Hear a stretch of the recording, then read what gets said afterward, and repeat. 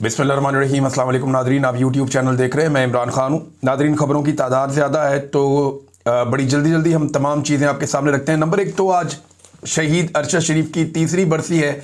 पाकिस्तान के मीडिया के लिए एक तकलीफ़ दे दिन और पाकिस्तान की एस्टेब्लिशमेंट का किया हुआ वो कारनामा जिसे हम कभी नहीं भूलेंगे। ये वो ज़ख्म है पाकिस्तानियों के सीने पर जिसे पाकिस्तानी हमेशा याद रखेंगे। शहीद अरशद शरीफ का जनाजा पाकिस्तान की तारीख के बड़े जनाजों में से एक था। पाकिस्तानियों ने बताया कि वो कौम का बेटा है, कौम उसके साथ खड़ी है और उसके कातिलों को कभी माफ़ नहीं करेगी। अरशद शरीफ साहब की वालदा ने कुछ नाम दिए थे और एक एप्लीकेशन दी थी जिसके मुताबिक वो चाह रहे थे कि FIR हो, लेकिन वो FIR अभी तक दर्ज नहीं हुई। और आज के दिन में आपको एक मरतबा फिर बता दूं कि शहीद अरशद शरीफ का मुकदमा पाकिस्तान की किसी अदालत में नहीं चल रहा। जो नाम अरशद शरीफ की वालदा ने दिए थे उनमें जनरल बाजवा साबिक army chief, general Nadeem Anjum साबिक DGI/SI और उसके बाद ISPR के ब्रिगेडियर शफीक मलिक, फिर ISI के brigadier Fahim Raza, DGC ISI major general Faisal Naseer और ISI कर्नल रिजवान और ISI कर्नल नुमान। ये नाम दिए थे शहीद अरशद शरीफ की वालदा ने, लेकिन उनकी दरख्वास्त के ऊपर FIR आज तक नहीं हुई। आज नहीं तो कल इंसाफ तो होगा और ये कटहरे में आना पड़ेगा सारा मामला और जवाब देना पड़ेगा, क्योंकि पाकिस्तान के अंदर हमारे ऊपर ज़मीन तंग की गई, हमें बार बार हरासा किया, खौफजदा किया गया, बल्कि ये पैगामात पहुंचाया गया कि आपको कत्ल कर दिया जाएगा। और जिन हालात में शहीद अरशद शरीफ को पाकिस्तान छोड़ना पड़ा वो हालात भी सबके सामने हैं। उन्हीं हालात का सामना जो है वो दीगर कुछ सहाफ़ियों को भी करना पड़ा। साबिर शाकिर साहब जो हैं वो लगातार कई साल से ख़तरे में हैं, पाकिस्तान वापस नहीं जा पा रहे। जिन हालात में मैं रहा पाकिस्तान के अंदर वो कोई तसव्वुर भी नहीं कर सकता। बड़े भयानक हालात, फिर मैं पाकिस्तान से बाहर आया जिन हालात में, वो भी सब जानते हैं। मुईद पीरज़ादा साहब, आप वो देखें, पाकिस्तान नहीं जा सकते, उनको भी धमकाया गया, उनके लिए भी मुश्किल हालात पैदा किए गए। इसी तरह जो वजाहत सईद खान साहब हैं वो भी पाकिस्तान नहीं जा सकते। इससे पहले अहमद नूरानी साहब हैं और दीगर बहुत सारे जर्नलिस्ट हैं, शाहिद असलम साहब हैं, ज़ुबैर अली खान साहब हैं और अभी मजीद कुछ सहाफ़ी पाकिस्तान से बाहर आ गए हैं और वो ये समझते हैं कि पाकिस्तान में उनकी जानें ख़तरे में है। लिहाजा ये पाकिस्तान की एस्टेब्लिशमेंट का एक घिनौना खेल है जिसे वो बड़े लंबे अरसे से खेल रहे हैं। इसे ख़त्म होना चाहिए और एक दिन ये ख़त्म हो जाएगा। लेकिन पाकिस्तान के अंदर जो मौजूदा रजीम है, इसके जो सहूलतकार हैं या मौजूदा रजीम के अंदर बैठे हुए जो किरदार हैं, ये इतने घिनौने हैं कि ये डिक्टेटर्स के नक्शे कदम पर चल रहे हैं। मिसाल के तौर पे मैं आपको दिखाता हूं कि एक वजीर आला है, वो लेकर जाता है हाई कोर्ट का ऑर्डर, यानी इस्लामाबाद हाई कोर्ट का ऑर्डर उसके पास है कि जाओ जाकर जेल में मुलाकात कर लो। वो जाता है जेल में इमरान खान से मुलाकात करने के लिए, सुहेल अफरीदी, और उसे रोक लिया जाता है, मुलाकात नहीं करने दी जाती। वो वहाँ सड़क पे बैठ जाता है, उसके साथ और लोग भी बैठ जाते हैं। अब वहाँ पे 100-150 बंदा मौजूद है, वज़ीर आला सड़क पे बैठा हुआ है, ये 4.5 करोड़ लोगों का नुमाइंदा है और सड़क पे बैठा हुआ इसलिए कि भाई एस्टेब्लिशमेंट नहीं चाहती कि इसकी मुलाकात हो इमरान खान से, और अदालती ऑर्डर के तहत तो बिल्कुल नहीं। उसके बाद अदालती ऑर्डर है, अदालती अहकामात उसके बाद मौजूद हैं और सुप्रिंटेंडेंट जेल जाके अदालत में क्या बताता है आज के दिन, वो जाकर जज को ये बताता है जनाब हमारे तक तो ये पहुंचते ही नहीं है, जो हमारे तक पहुंचते हैं हम उनकी मुलाकात करवा देते हैं। कैसी डिटाई और बेशर्मी है भाई। बाहर कौन खड़ा हुआ? पुलिस खड़ी हुई है। पुलिस किसी को जाने देगी तो कोई दरवाजे तक पहुंचेगा ना। जेल के दरवाजे तक 4-4 नाके लगाए होते हैं, किसी को भी जेल के दरवाजे तक पहुंचने नहीं दिया जाता। मुलाकातें सिर्फ इस बहाने होती हैं कि इमरान खान साहब का तोशाखाना 2 का केस चल रहा है, अगर वो ना चल रहा होता तो एक भी मुलाकात ना होती। 7 महीनों से इमरान खान साहब की कोई मुलाकात नहीं करवाई गई। इमरान खान साहब के बकौल गुज़िश्ता 9-10 महीनों में उनकी बेटों से उनकी एक ही बात करवाई गई है, एक ही मरतबा, वो भी 3-3 मिनट की, और उसके अंदर भी वो कह रहे थे जी प्रॉब्लम्स थी। अब मामला ये है कि वज़ीर आला वहाँ पे आके बैठा हुआ है और वो ये कहता है जी मेरे लीडर से मुलाकात करवाओ, और लीडर से मुलाकात करवाई नहीं जा रही वज़ीर आला की। उसके बाद वो उठता और वापस चला जाता है, लेकिन उसने कुछ बातें कही हैं, देखें उसके बाद रास्ते कौन से रह गए। पहले तो वज़ीर आला को सुन लेना कि उसने क्या कहा। वो ये कहता है वज़ीर आला कि मेरी मुलाकात नहीं करवाई जाती तब तक मामला आगे नहीं बढ़ेगा। अगर अदालतें इसी तरह काम करती हैं तो फिर अवाम का अदलिया पर एतमाद कैसे बहाल रहेगा? जब तक इमरान खान से मुलाकात नहीं करवाई जाती मैं किसी मीटिंग में शिरकत नहीं करूंगा और ना ही काबीना तश्कील दूंगा। मैं धरना जारी रखूंगा और अगली बार सबको पता चलेगा कि असल धरना किसे कहते हैं। अगर अदालतें अवाम की आवाज नहीं सुन रही तो अब फैसला अवाम ही करेगी। लेकिन दो रास्ते हैं अब सुहेल अफरीदी के पास इमरान खान से मुलाकात करने के लिए, क्योंकि एस्टेब्लिशमेंट ये चाहती है कि हमारे दरवाजे पे आओ, हम करवाते हैं मुलाकात। ये जज क्या बेचते हैं, जजों की क्या औकात है।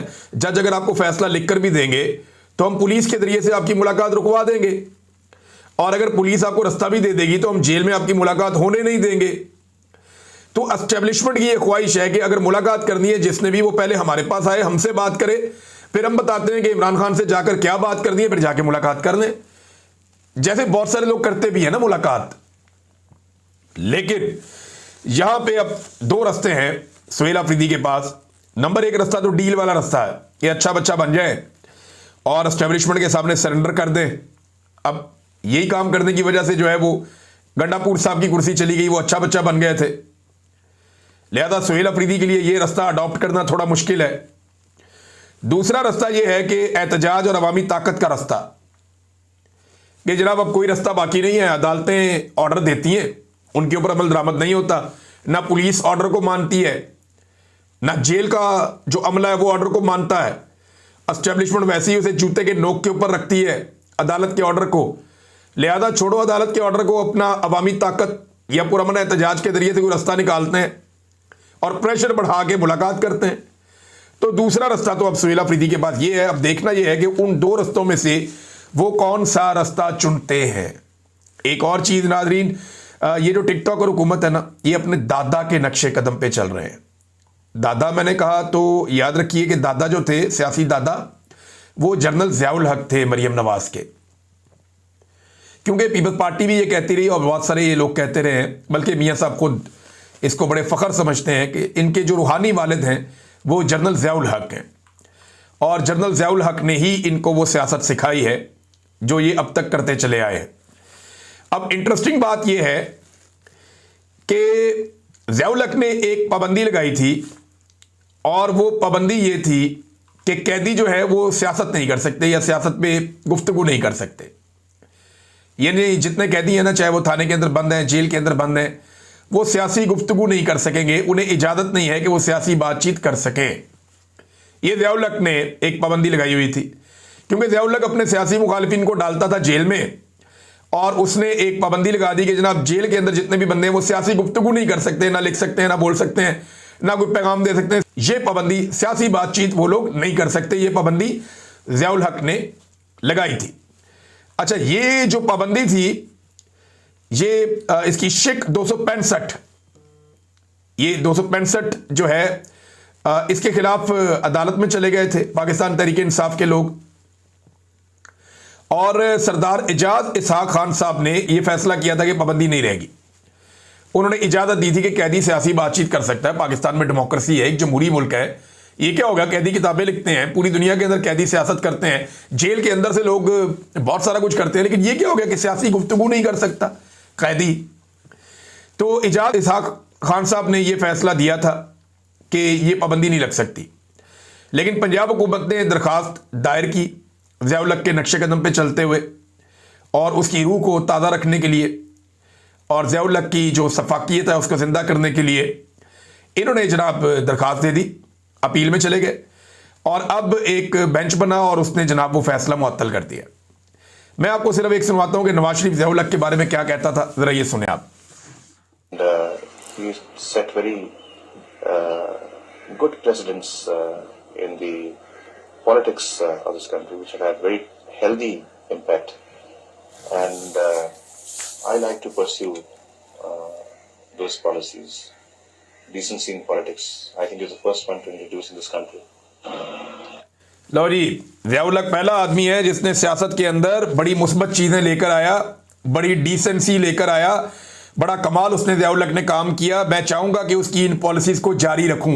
ये नवाज शरीफ है, पहला आदमी ज़ियाउल हक को करार दिया, भुट्टो को भी नहीं, लियाकत अली खान को भी नहीं, फातिमा जिन्ना को भी नहीं, कायदे आज़म को भी नहीं, लेकिन कैसे जूते पॉलिश करते थे कि मरे हुए डिक्टेटर के भी जूते पॉलिश कर रहे थे। ये जनाब नवाज शरीफ साहब थे। और आज उनकी बेटी ने साबित किया कि अपने रूहानी दादा जनाब ज़िया-उल हक साहब को वो फॉलो करेंगी और उसी रास्ते पर वो चलेंगी। और उस रास्ते पे चलते हुए उन्होंने साबित किया कि जैसा ज़िया-उल हक था वही सोच जो ज़िया-उल हक की सोच है, वही आज नवाज शरीफ की और मरियम नवाज की सोच आज भी जिंदा है और ये उसी रास्ते पे चल रहे हैं। नाज़रीन, तारक फजल चौधरी साहब जो हैं वो अपने उस मौक़िफ़ के ऊपर डट गए हैं और उन्होंने कहा जी बिल्कुल करें, पाकिस्तान तहरीक इंसाफ दरख्वास्त दे, उन्हें संजीदगी पता चल जाएगी इस ऑफर की। हम इमरान खान को बनी गाला शिफ्ट करना चाहते हैं, तहरीक इंसाफ अगर इस हवाले से दरख्वास्त दे तो उनको पता चलेगा कि हम कितने संजीदा हैं। लेकिन दूसरी जानिब हामिद खान साहब ने इसका जवाब दिया है और हामिद खान साहब ने जब उनसे सवाल किया गया, अम्माद अहमद साहब ने सवाल किया कि क्या पीटीआई इमरान खान की बनी गाला मुंतकली की कोई दरख्वास्त देगी, उन्होंने कहा हरगिज़ नहीं, हमें किसी को कोई दरख्वास्त देने की ज़रूरत ही नहीं है क्योंकि उनको जेल के अंदर गैर कानूनी कैद में रखा गया है। चाहे उनको बनी गाला ले भी जाएं तब भी वो गैर कानूनी कैद में होंगे। तो एक आदमी गैर कानूनी कैद में है तो उसकी मुंतकली की हम दरख्वास्त क्यों दें? ये जनाब हामिद खान साहब ने इसके ऊपर अपना मौक़िफ़ दिया है। नाज़रीन, पाकिस्तान में एक रोला और पड़ गया, सब्जियों की कीमत बहुत ज़्यादा बढ़ गई है और ये अनएक्सपेक्टेड बढ़ गई है, यानी बढ़ती है हर साल। जब कोई सब्जियों की जब एक टाइम आता है जब नई सब्जियां आनी होती हैं और आपका थोड़ा सा कभी कभी प्रॉब्लम हो जाता है, पॉलिसी के अंदर हो जाता है और वैसे भी महंगाई बढ़ती रहती है वक्त के साथ साथ, हर दौरे हुकूमत में बढ़ती रहती है। ऐसा नहीं है कि चीज़ों की कीमत हमेशा वही रहेगी, हमेशा उससे थोड़ी थोड़ी बढ़ेगी, लेकिन वो एक परसेंटेज के हिसाब से बढ़ती है। लेकिन यहाँ जो कीमत बढ़ी है वो बहुत ज़्यादा एकदम फ्लक्चुएट कर गई, बहुत तेज़ी से ऊपर चली गई। यानी अभी लोग कहते हैं कि जी वो 500-600 रुपये का तो कहते हैं टमाटर ही हो गया, बहुत बहुत महंगा। कई लोग बताते हैं, जो बहुत कम बताते हैं वो भी कहते हैं जी 400 रुपये का। अब ये रोला पड़ गया, ये हुआ क्यों? देखिए, पाकिस्तान में सैलाब आया, अब सैलाब के असरात तो आएंगे और अब वो आपके ऊपर आहिस्ता आहिस्ता आ रहे हैं। एक वजह तो ये है कि लाहौर में और बड़े शहरों में जो सब्जियां पहुंचती थीं वो दरियाओं के किनारे उगाई जाती थी और आपके रावी के किनारे पे या आपके सतलुज के किनारे पे या आपके चनाब के किनारे पे, ये बड़े पैमाने पे वहाँ पे सब्जियाँ लगाते हैं किसान और वो मार्केटों में आती हैं। मुझे ऐसा लगता है कि ये बहरान उसकी वजह से बढ़ गया। दूसरा बहरान देखें, बढ़ने की एक बड़ी वजह हुकूमत की नाअहली भी होती है। इतनी बड़ी प्रॉब्लम नहीं होती जितना हुकूमत उसे बना देती है। हुकूमत अगर विजिलेंट रहे तो जो बीच में माफिया होता है या ऐसे लोग जो चीज़ों को शॉर्टेज पैदा करके मसनूई उनकी कीमत को ज़मीन से आसमान पर ले जाते हैं और बेशुमार पैसा अपनी जेब में डालते हैं, ये पैसा किसान को नहीं मिलता। किसान तो बेचारा अपने खेत के ऊपर से अपनी सब्जियां उन्हीं कीमतों में दे रहा है या थोड़ा बहुत ऊपर चली जाएगी, किसान को उतना मुनाफा नहीं मिलता जितना मुनाफा मिडल मैन या जितना मुनाफा वो लोग कमा लेते हैं जो माफियाज की तरह मार्केट में काम करते हैं। तो इसको रोकने के लिए हुकूमत को अपनी जिम्मेदारी अदा करनी चाहिए। ये हुकूमत ही की रिस्पॉन्सिबिलिटी है कि सब्जियों की कीमतें हों, अनाज की कीमतें हों या बाकी चीज़ें जो लोग इस्तेमाल करते हैं उनकी कीमतें हों, उनको एतदाल पे रखें। देखिए, कीमतें बढ़ेंगी, पूरी दुनिया में बढ़ती हैं, लेकिन इस अंदाज में नहीं बढ़ती जैसे पाकिस्तान के अंदर लोग आवाम की जेब के ऊपर डाका डाल देते हैं। जो चीनी का स्कैंडल है, जो आटे का स्कैंडल है, वो अभी फिर कीमत बहुत तेज़ी से बढ़ती जा रही है आटे की। पाकिस्तान में एक बहरान पैदा हो रहा है आटे का और आने वाले दिनों में इसमें मज़ीद शिद्दत आ सकती है अगर हुकूमत ने सही पॉलिसी ना अपनाई तो। अगर किसानों को सही सपोर्ट प्राइस ना मिली और उनको फैसिलिटेट ना किया गया तो आने वाले वक्त में आटे का बहरान मजीद शिद्दत इख्तियार कर जाएगा। वैसे भी कई जगह पे लोग जो है वो हड़ताल पे चले गए हैं और हड़ताल पे जाने के दावे मजीद किए जा रहे हैं कि हुकूमत हमारे साथ ज्यादती कर रही है। नाज़रीन, हफीज पाशा साहब एक बड़े सीनियर इकोनॉमिस्ट हैं, उन्होंने भी और मिफ्ता इस्माइल साहब ने भी इवन जियो टीवी के ऊपर, हालांकि जियो न्यूज़ इन चीज़ों पे बात नहीं कर रहा था लेकिन अब सबकी पसली जवाब दे गई है, वहाँ पे भी अब प्रोग्राम हो रहे हैं अब इकॉनमी को लेकर। उन्होंने एक बड़ा खौफनाक स्टेटमेंट जारी किया। इन्होंने कहा जी कि सरमायाकारी का लेवल हद से ज़्यादा गिर चुका है, सनती शोबे में सरमायाकारी 25 साल पहले के मुकाबले में भी कम है, ये डॉक्टर हफीज पाशा साहब कह रहे हैं। अब रीज़न क्या है देखें, एक तो रियल स्टेट के अंदर लोगों ने सरमायाकारी पाकिस्तान में शुरू की जिसका कोई आउटकम नहीं होता। ये तो पैसा बनता है, लोग लेकर पाकिस्तान से बाहर भाग जाते हैं और रियल स्टेट में लोगों ने बहुत तेज़ी से पैसा बनाया, लेकिन जो सनतें हैं वो रुक गई पाकिस्तान में। पाकिस्तान एक ज़रई मुल्क है, पाकिस्तान का दूसरा बड़ा शोबा जो है वो सनतें हैं, लेकिन इन दोनों शोबों के अंदर पाकिस्तान लगातार नीचे जा रहा है और सिर्फ रियल स्टेट में लोगों ने पैसा पाकिस्तान में बनाया है। और ये वो उन पॉलिसियों का नतीजा है जो पाकिस्तान की मिलिट्री एस्टेब्लिशमेंट ने और मिलिट्री डिक्टेटर परवेज मुशर्रफ ने यहां पर राइज किया था। और उस वक्त से लेकर अब तक पाकिस्तान लगातार नीचे ही जा रहा है इकोनॉमी के मैदान में। सवाए रियल स्टेट के कोई भी शोबा आपका ऊपर नहीं जाता और लोग उसमें अरबों खरबों बनाकर निकल जाते हैं। बड़ी बड़ी कंपनियां जो हैं वो पाकिस्तान में अपना बिजनेस बंद करती जा रही हैं, मल्टीनेशनल कंपनियां पाकिस्तान से भाग रही हैं, तो सरमायाकारी पाकिस्तान में बिल्कुल ही नहीं आ रही।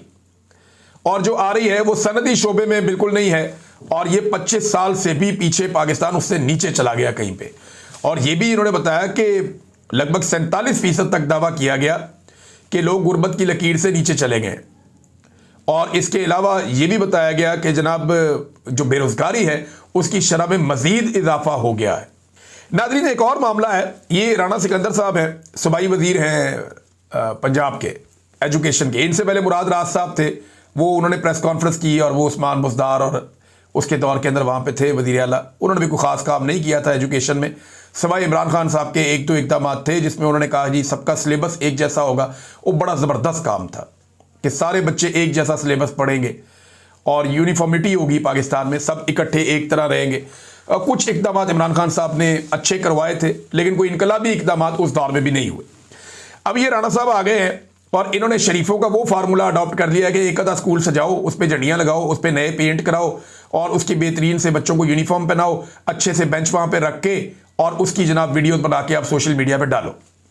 अब लगातार ये लोग ये काम कर रहे हैं। यानी एक सरकारी स्कूल है और वजीर तालीम ने कम से कम 5 ट्वीट्स की हैं।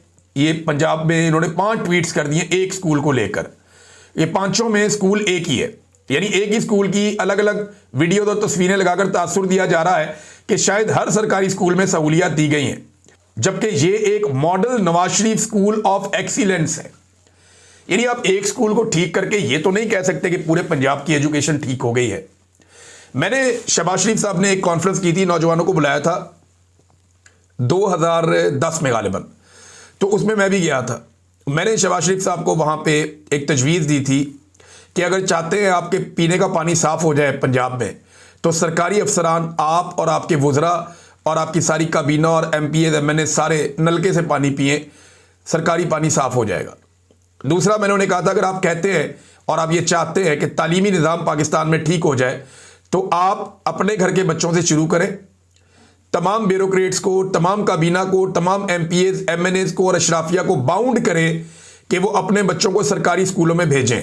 और साथ मैंने ये भी कहा था कि ऐसा नहीं करना आपने कि एक ही सरकारी स्कूल को ठीक करके सारे बच्चे अपने उसमें दाखिल करवा दें। नहीं, जो जहां रहता है, जिसका जहां इलाका है, वो वहां पे सरकारी स्कूलों में अपने बच्चों को भेजे, तो फिर ये सरकारी स्कूल भी ठीक हो जाएंगे। इसी तरह मैंने शहबाज शरीफ को कहा था कि अस्पताल अगर आपने ठीक करने हैं तो आज के बाद आप तमाम ब्यूरोक्रेट्स और तमाम आपके MPAs MNAs मिनिस्टर्स, आप तमाम लोग आज के बाद अपने खानदानों समेत सरकारी अस्पतालों से इलाज करवाएं। सरकारी अस्पतालों का मियार ठीक हो जाएगा। अब एक स्कूल मॉडल बना के उसके अंदर अपना बच्चा भिजवा के आप ये साबित करना चाहते हैं कि आपने एजुकेशन ठीक कर दी है, तो हम आपको कई ऐसे स्कूल दिखा सकते हैं जिनकी हालत ऐसी है कि आप वहां खड़े भी नहीं हो सकते थोड़ी देर के लिए। तो एजुकेशन को ठीक करने की जरूरत है, इंप्रेशन को ठीक करने की जरूरत नहीं है, लोगों को बेवकूफ बनाने की जरूरत नहीं है सोशल मीडिया के ऊपर। और ये जाली हुकूमत है ना, तो जालसाजी करते हैं हर काम में, क्योंकि हुकूमत इनको फार्म 47 के ऊपर मौजूदा एस्टेब्लिशमेंट ने जूते पॉलिश करने के बदले में बनाकर दी हुई है। अब क्योंकि इनके पास एक जाली हुकूमत है, तो उसे कायम रखने के लिए ये जालसाजियां करते हैं रोजाना कि जनाब एक स्कूल पकड़ लिया, उसकी 5 वीडियोस ठोक दी। भाई इंसान के बच्चे बनो भाई, बाकी स्कूलों को भी देखो, एजुकेशन के हालात को देखो। अपने पिंड के अंदर जो इनका अपना जो हल्का है, यानी वजीर तालीम के गांव के सरकारी स्कूल का सिर्फ एक बच्चा पास हुआ था, 9वीं जमात का इम्तिहान आया। ये मोहम्मद उमैर साहब ने खबर दी। मोहम्मद उमैर साहब का दावा है, उन्होंने खबर दी कि 9वीं जमात का चंद रोज कबल रिजल्ट आया और वजीर तालीम के गांव के जो सरकारी स्कूल है उसका एक बच्चा पास हुआ। यहां से आप अंदाजा करें, ये खबर आई हुई है। तो मैं ये कहता हूं कि एजुकेशन को बेहतर करना है, इंप्रेशन को बेहतर नहीं करना। एक जगह को सजा के उसकी फोटोज लगाई जाओ, वहां पे गुब्बारे चिपका दो, वहां पे झंडियां लगा दो कि जनाब बड़ा कमाल हमने काम कर दिया, तो बाकी सारा पंजाब कहां जाएगा? 12 करोड़ का सूबा है भाई। ये 150 बच्चे की आप क्लास को ठीक करके आप ये कहते हैं जनाब ने बड़ा कारनामा कर दिया, तो सोशल मीडिया पे नहीं चलेगा, आपको ग्राउंड पे काम करना पड़ेगा और सबके लिए काम करना पड़ेगा। शहबाज शरीफ ने जब बनाई थी ना ये दानिश स्कूल बनाए थे, तो मुझे याद है मैं वहां पे गया था देखने के लिए, तो मैंने शहबाज शरीफ साहब से कहा था कि मियां साहब ये तो आपने बना दिया, यहां तो चंद बच्चे पढ़ेंगे, तो बाकी स्कूलों का क्या बनेगा? तो मियां साहब ने उसका कोई जवाब ही नहीं था उनके पास। तो जो हजारों स्कूल हैं हर तरफ जिनका बेड़े ही गर्क हुआ पड़ा है, उन्हें कौन ठीक करेगा? ये सवाल अपनी जगह पे बदस्तूर मौजूद है। बहरहाल रंगबाज हैं, रंगबाजी कर रहे हैं, पहले भी ये करते रहे, अभी ये करेंगे। नादरीन, सुहेल अफरीदी ने कह दिया कि सेकंड हैंड कबाड़ की गाड़ियां थी। नादरीन, सुहेल अफरीदी ने यह भी कह दिया कि सेकंड हैंड गाड़ियां थी, कबाड़ की गाड़ियां थी जो हमें दी गई हैं और ये कार्रवाई डालने के लिए, खबर बनाने के लिए दी गई हैं। हमने नई गाड़ियां ऑर्डर की हैं, हम ये गाड़ियां नहीं लेंगे। एक चीज़ नादरीन मैं आपके सामने रखूं कि बड़ी पाकिस्तान में बगलें बजाई गई, बड़ा जश्न मनाया गया कि जनाब हमने फ़लस्तीन और इसराइल के बीच में जंगबंदी करवा दी, हमने हालात ठीक कर दिए। अभी वहाँ पे इसराइल ने अपनी पार्लियामेंट के अंदर मंजूर किया कि वो वेस्ट बैंक को एनेक्स करेगा, अपने साथ जोड़ेगा और उसको अपने साथ शामिल करेगा।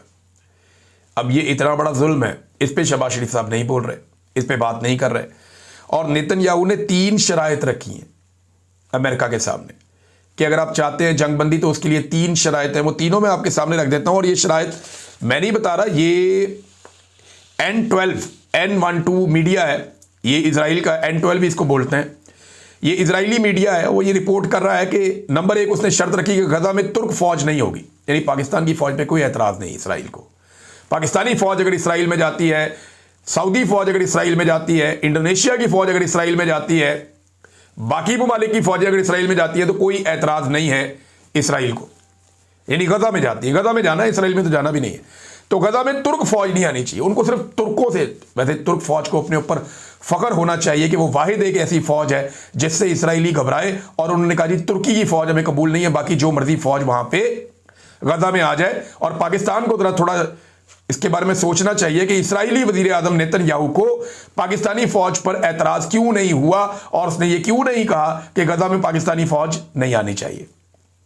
नंबर 2 उसकी शर्त यह है कि हमास का किरदार जो है, वो जो तंजीमी ढांचा बन रहा है हुकूमत का वहां पे, उसके अंदर बिल्कुल नहीं होगा। नंबर 3 शर्त यह है कि इसराइल मुकम्मल गैर मुसल्लह जब तक नहीं हो जाता, हमास को जब तक मुकम्मल तौर पे गैर मुसल्लह नहीं किया जाता, तब तक इसराइल जो है वो गजा से नहीं निकलेगा, वो गजा में मौजूद रहेगा बाकी फोर्सेस के साथ। तो जनाब ये हैं हालात। और हाँ, हाल ही में ये वीडियोज़ आ रही हैं, तस्वीर आ रही हैं, इसराइल ने बहुत बड़ी बमबारी की है लबनान पे, लेकिन पाकिस्तान की जानिब से अभी तक मुकम्मल खामोशी है। लगता है इसराइल के बारे में हमारी मुकम्मल पॉलिसी बदल चुकी है और अब हम एक ऐसे मुल्क के तौर पे मौजूद हैं जो इसराइल के बारे में वो नहीं सोचता जो हमारी हमेशा से एक पॉलिसी थी। अब तक के लिए इतना ही। अपना ख्याल रखिएगा, अपने इस चैनल का भी। अल्लाह हाफ़िज़।